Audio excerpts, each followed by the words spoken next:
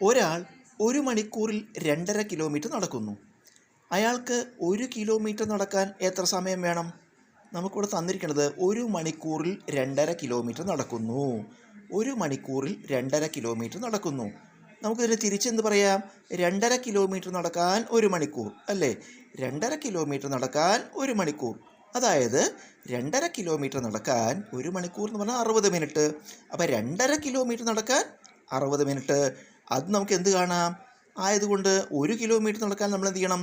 60നെ 2.5 കൊണ്ട് ഹരിക്കണം. 60 ഹരിക്കണം 2.5.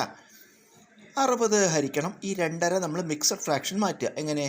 2ഉം 2 ഗുണിച്ചു 2 4 1 കൂട്ടി അപ്പോൾ 5/2. 60 ഹരിക്കണം 5/2. നമുക്കറിയാം ഹരിക്കുക എന്ന് പറയുമ്പോൾ നമ്മൾ എന്ത് ചെയ്യണം?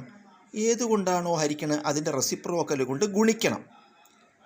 ഏതുകൊണ്ടാണോ ഹരിക്കണത് അതിൻ്റെ വ്യുൽക്രമം കൊണ്ട് ഗുണിക്കണം. അപ്പോൾ 60 എന്നിട്ടിട്ട് ഹരിക്കണം എന്നുള്ളതിന് പകരം ഗുണിക്കണം എന്നിട്ട് ഇതിന് തിരിച്ചിടുക 2/5.